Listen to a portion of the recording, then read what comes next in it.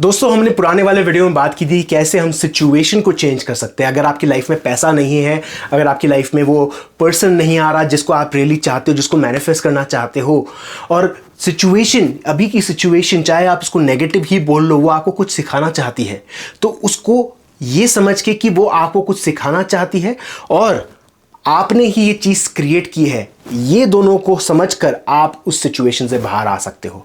कैसे? होपोनोपोनो करके, I am sorry कि मैं अब समझ चुका हूँ कि ये सिचुएशन मेरे लिए थी, प्लीज़ फॉरगिव मी। अब मेरी आंखें खुल चुकी है, मैं ये जानता हूँ कि ये सिचुएशन मेरे लिए काम करने वाली है, चाहे ये नेगेटिव ही क्यों ना हो, और मैंने ही खुद ये क्रिएट की है, इसलिए मैं, please forgive me, thank you कि मैं अब देख पा रहा हूँ कि मैं खुद ही इसको खोल सकता हूँ, इस सिचुएशन को चेंज कर सकता हूँ, कि मेरे पास चाबी है। एंड आई लव यू, क्योंकि मैं जानता हूँ कि मुझे कभी भी हेल्प चाहिए, मुझे कभी भी इस एक्सपेंशन को फील करना है, मैं कभी भी फील कर सकता हूँ, इस कॉन्शियसनेस को फील करना है, उसकी हेल्प चाहिए मुझे, मैं कभी भी कर सकता हूँ, क्योंकि मैं इस ट्रू आई एम का पार्ट हूँ। तो हमने ये सिचुएशन के बारे में बात की थी। अब रिलीजन में मैंने आपको शुरुआत के वीडियो में बताया था कि कैसे एक बुक है जिसका नाम है अ कोर्स इन मिरेकल्स। अब ये कोर्स इन मिरेकल्स, इसमें इतनी सारी डिटेल में चीज़ें लिखी हुई है कि अगर मैं इस पर वीडियो बनाने लग जाऊं तो पहली बात तो इस पर इसकी जो लैंग्वेज है बहुत ज़्यादा ट्रिकी है, बट हर एक छोटी छोटी चीज़ इसमें लिखी हुई है, और अगर आप ये फॉलो करते हो आपकी लाइफ ब्लिसफुल बन जाती है, ब्लिसफुल बन जाएगी। इस पूरी बुक का सार जो है, पूरी बुक का जो समरी ये है कि आपको फॉरगिवनेस फील करनी है। और फॉरगिवनेस क्या होती है? अलाउइंग। फॉरगिवनेस कैसे होती है? कि हम अलाउ कर रहे हैं, मेरी लाइफ में जो भी हो रहा है मैंने खुद क्रिएट किया है, और अगर मैंने खुद क्रिएट किया है और क्रिएटर ने बनाया है, ये गॉड बोल लो, यूनिवर्स बोल लो, अगर वो मेरे अंदर है तो मैं उसको जज नहीं करना चाहता, मैं उसको अलाउ करना चाहता हूँ। और अलाउइंग कैसी होती है? फॉरगिव करके। अगर आप पे कोई आके चिल्लाता है और अगर आप बिल्कुल काम स्टेट में हो तो आप क्या करोगे? अलाउ करोगे, बिल्कुल। गौतम बुद्ध के पास एक बार वो अपने डिसाइपल के साथ चल रहे थे और अचानक से एक पर्सन आता है, उन पर चिल्लाने लग जाता है, गालियां देने लग जाता है, ब्रेड करता है उनको बिल्कुल, और गौतम बुद्ध शांति से खड़े हैं। और जैसे वो पर्सन जाता है, उनके डिसाइपल बोलते हैं कि यार आपने उसको कुछ बोला क्यों नहीं, कुछ तो बोलते, मतलब ऐसे कैसे सुन रहे हो उसकी बात, उसने आपको कितना भरा बोला बुरा। और वो बोलते हैं कि कोई मतलब नहीं इन चीज़ों का, क्योंकि अगर आप किसी को फॉरगिव करते हो इसका मतलब यह है कि आप उसको अलाउ करते हो, आप कोई भी चीज़ को जज नहीं करते। कोई भी पर्सन किसी तरीके से भी एक्ट कर रहा है, आप उसको अलाउ कर रहे हो। अगर कोई पर्सन नेगेटिवली बिहेव कर रहा है तो आपको यह समझना है कि उस पर्सन की खुद की एक स्क्रिप्ट थी, उसकी खुद की एक परवरिश थी जिसके कारण उसने ऐसे एक्ट किया। मेरे पेरेंट्स ने मेरे साथ इसलिए बिहेव किया ऐसे क्योंकि उनकी खुद की परवरिश थी। वो अलाउ करना, वो फॉरगिवनेस होती है। और उसमें टाइम लग सकता है, उसमें कोई जल्दबाजी करने की जरूरत नहीं है। अगर आपको टाइम लगता है फॉरगिव करने में किसी को, तो करिए, उसमें टाइम लगाइए, बट आपको ये याद रखना है कि फॉरगिवनेस इज एक्चुअली अलाउइंग, कि उसको अलाउ करना। कोई भी चीज़ आसपास चल रही है उसको अलाउ करना, उसको रहने देना, उसको छेड़ना नहीं, उसको टच नहीं करना। टच कैसे नहीं करना? मतलब मेंटली टच नहीं करना। बाहर सड़क पे कोई बच्चा चल रहा है और वो गिर जाता है, साइकिल से चल नहीं रहा, साइकिल चला रहा है और गिर जाता है, तो ये जज नहीं करना कि अरे यार उसको चोट तो नहीं लगी, अरे यार ये तो नहीं हुआ, वो तो नहीं हुआ। अब ये छोटी सी एग्जांपल है, बट हम हर एक चीज़ को जज करते हैं। सड़क पे कोई मोटा पर्सन चल रहा है उसको हम जज करते हैं, अरे कितना ज़्यादा खाता है। कोई पतली लड़की चलती है उसको हम जज करते हैं। कोई टकला पर्सन चलता है उसको हम जज करते हैं। तो हमेशा हमारा माइंड जो है जजमेंट में जाता है, और होपोनोपोनो क्या करता है? उस चीज़ को अलाउ करता है, वो जजमेंट को रोकता नहीं है, क्योंकि जजमेंट हमारे माइंड का पार्ट है। आप एक चीज़ को समझिए कि जजमेंट को हम रोक नहीं रहे, वो जजमेंट आ रहा है बट हम उस जजमेंट से दूर खड़े हैं, हम अपनी थॉट से दूर खड़े हैं। ये है एक्चुअल होपोनोपोनो। अब ये कैसे प्रैक्टिस करते हैं? ऑफ कोर्स आपको मैंने थियरी तो समझा दी। जब भी कभी आप नॉर्मली अपना काम कर रहे हो, डे टू डे काम कर रहे हो, पैदल चल रहे हो, आप वॉक पे जा रहे हो, जिम जा रहे हो, गाना सुन रहे हो, जो भी कर रहे हो, आप मेंटली ये दोहरा सकते हो, I am sorry please forgive me, thank you, I love you, I am sorry please forgive me, thank you, I love you. और एक थॉटलेस पॉइंट ऑफ व्यू पर करना है। जैसे आप थॉटलेस रहते हो, क्या होता है? आपकी थॉट्स आती है, आप उनको नोटिस करते हो, ज़रूर करते हो, क्योंकि अब आपने अपने माइंड को एक मंत्रा दे दिया है, बट वो देख भी पा रहा है कि आपकी अवेयरनेस देख पा रही है कि आपकी एक थॉट आई है, और जैसे ही वो थॉट आती है आप वापस अपना अटेंशन लाते हो उस मंत्रा पे। जैसे हम जाप करते हैं उसी तरीके से ये काम करता है। हम अपने आप को वापस रीसेंटर कर रहे हैं, क्योंकि हमारी ब्रेन का काम है ओवर फंक्शन करना, ओवर जज करना, ओवर थिंक करना, तो हम अब उसको डिस्ट्रैक्ट कर रहे हैं। अब ये तो मैंने बात कर दी क्रिश्चियनिटी की और बुद्धिज़्म की। अब हिंदुइज्म में भी अगर आप भक्ति योगा के बारे में जानते हो, भक्ति योगा में क्या होता है, हम ज़्यादातर अगर आप लोगों से पूछोगे वो बताएंगे कि हम मंदिर जाते हैं, हम पूजा पाठ करते हैं, हम हनुमान चालीसा 7, 8, 10 बार 20 बार पढ़ते हैं।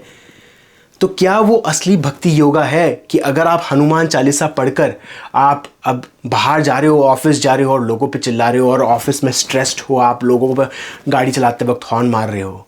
वो भक्ति योगा नहीं है। भक्ति योगा कैसे काम करती है? चाहे जितना ही टाइम बिता लो आप मंदिर में, चाहे जितना ही आप पूजा पाठ कर लो, मंत्र जाप कर लो, एस्ट्रोलॉजर के पास चलाओ, जो ये यज्ञ करा लो, वो कर लो, बट अगर आपका मन साफ नहीं है आप कुछ नहीं कर पाओगे, आप उसको ट्रांसेंड नहीं कर पाओगे। आपकी भक्ति योगा बिल्कुल फेल है। भक्ति योगा का मतलब ये है कि जब भी कभी हम किसी को प्रणाम करते हैं, जब भी कभी हम किसी को पूछते हैं, जब भी किसी को हम बाव डाउन करते हैं, हम ये बोल रहे हैं कि मैं अपने अंदर जो डिविनिटी मेरे अंदर है मैं आपके अंदर भी देख सकता हूँ, और उसको मैं प्रणाम कर रहा हूँ, उसको मैं नमन कर रहा हूँ, उसको मैं रेकग्नाइज कर रहा हूँ, उसको मैं एक्नॉलेज कर रहा हूँ। वो एक्नॉलेजमेंट इज होपोनो, that acknowledgement is bhakti yoga, which actually if you think about it is ho'oponopono। ho'oponopono का पूरा कंडेंस्ड और या समरी ये है कि हम रेकग्नाइज कर रहे हैं कि सामने वाला भी वो आई एम नेचर का है, वो ट्रू एसेंस का है, उसके अंदर भी वो गॉड एलिमेंट है। कुछ भी नाम दे दो, नाम तो आप अलग अलग बना सकते हो आप उसको, बट वो भी एक सोर्स का पार्ट है। इनफैक्ट वो ही एक सोर्स है। जैसे मैंने आपको शुरुआत के वीडियो में बताया था कि वो एक पार्टिकल, वो एक एनर्जी, वो इतनी तेज ट्रैवल कर रही है कि वो इल्यूजन क्रिएट कर रही है कि ये मार्कर है और मैं हूँ। हम बुक्स पे पैर रखते हैं, बुक्स को हम टच करते हैं, हम बोलते हैं कि सॉरी हमने आप पे पैर रखा, हमने आपकी डिसरिस्पेक्ट की।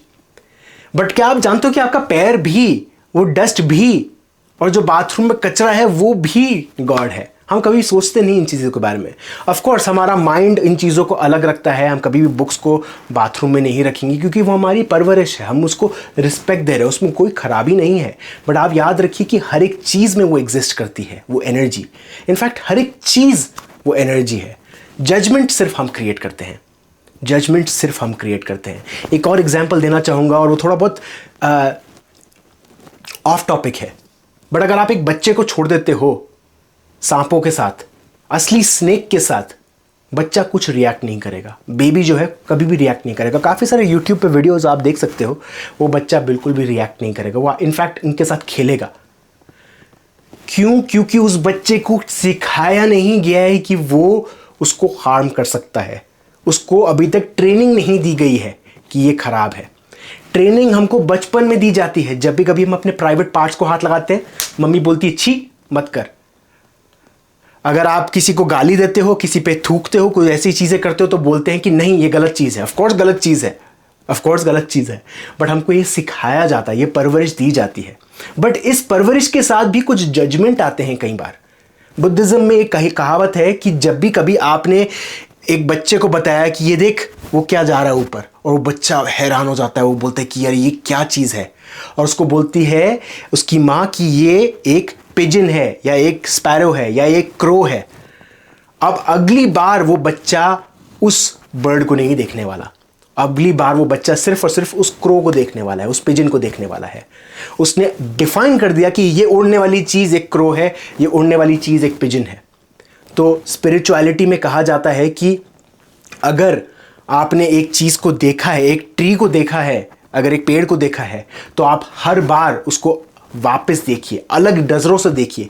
उसको कहा जाता है बिगिनर्स माइंड, कि हमेशा हर एक चीज़ को देखना एक बिगिनर्स माइंड के साथ, क्योंकि हमारा खुद का एक बायस, हमारी खुद की एक बिलीफ सिस्टम बीच में आती है। वो बिलीफ सिस्टम कहाँ से आती है? बचपन से आती है। तो थोड़ा बहुत ऑफ टॉपिक हो गया हूँ मैं यहाँ पर। मैं जानता हूँ कि हो'oponopono एट द एंड जो फॉर्मलेस है उसको हम नहीं, उसको जो फॉर्म है और जो फॉर्मलेस है वो दोनों एक ही चीज़ है। अगर हम मंदिर में जा रहे हैं और पूजा पाठ कर रहे हैं तो हम उस फॉर्म की पूजा कर रहे हैं, बट जो सिचुएशन हमारी लाइफ में चल रही है, जो लो पैसे नहीं हैं, बिल्स आ रहे हैं, मेरे पास खाने के लिए पैसे नहीं हैं, उस सिचुएशन को हम ठुकरा रहे हैं, बोले कि मेरे को नहीं चाहिए ये सिचुएशन। तो वो फॉर्म और फॉर्मलेस को हमको समझना है, क्योंकि वो एट द एंड एक ही चीज़ से बनी हुई है। अगले वाले वीडियो में हम थोड़ी बहुत मेडिटेशन करेंगे। आई होप आपको ये सीरीज़ पसंद आई। अगर आपके पास कोई क्वेश्चंस हैं, आप कमेंट बॉक्स में पोस्ट कर सकते हैं। आने वाले टाइम पे ऐसी सीरीज़ लाता रहूँगा। और एक कोर्स भी ला रहा हूँ मैं अपनी वेबसाइट पे, जो आप लोगों को बहुत ही ज़्यादा पसंद आएगा, क्योंकि उसमें हम बहुत ही ज़्यादा डिटेल में जाते हैं कि लॉ ऑफ अट्रैक्शन एक्चुअली काम कैसे करती है, कौन सी छोटी छोटी चीज़ें आती हैं, कौन से कॉन्सेप्ट्स हैं जो हमने सुना तो है बट उसको सही तरह से हम जानते नहीं हैं, उसके बारे में बात करेंगे और स्पिरिचुअलिटी के पॉइंट ऑफ व्यू से समझने की कोशिश करेंगे। Thank you.